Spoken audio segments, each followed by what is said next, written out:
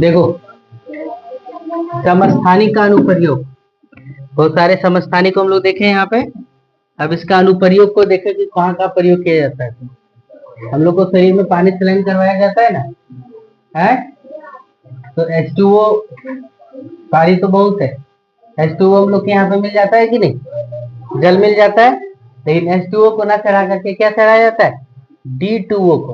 किसका, D2O को, जिसको भारी जल भी बोला जाता है, उसको चढ़ाया जाता है। देखो, हाइड्रोजन के इस ड्यूटेरियम, D2O को क्या बोला गया, D को H से पहला, D से ड्यूटेरियम है ना, और T से क्या, टाइटेरियम।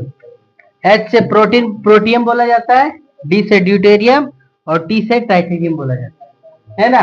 तो D वहां जो आया D दो वाला, उसका प्रयोग कहां पर किया जाता है, भारी जल बनाने में किया जाता है।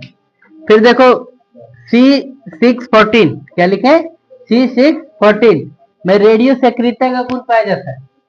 किसका गुण पाया जाता है, रेडियो सक्रियता का, जिसके कारण हम इसका उपयोग जीवाश्म के आयु के बारे में पता लगाने, जैसे कोई जीव है ना कहीं पे सड़ गल गया है और उसके बारे में पता लगा दे, तो किसके द्वारा, तो कार्बन 14 के द्वारा।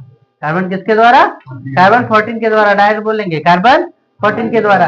तो वो क्या पता देता है कि नहीं ये 300 साल पुराना था, ये 500 साल पुराना था, है ना।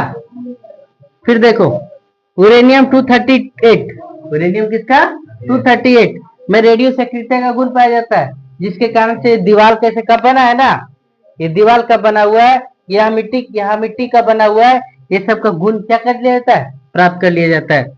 यानी यूरेनियम 230 में रेडियो सक्रियता का गुण पाया जाता है। अतः इसका उपयोग चट्टान के बारे में, पर्वत के बारे में, पठार के बारे में, मैदान, पृथ्वी के आयु के बारे में पता लगाने में किया जाता है। फिर देखो कैंसर का उपचार के लिए, कैंसर जो हो जा रहा है अभी सभी को, कैंसर के उपचार के लिए कोबाल्ट के समस्थानिक का प्रयोग किया जाता है। किसके समस्थानिक का,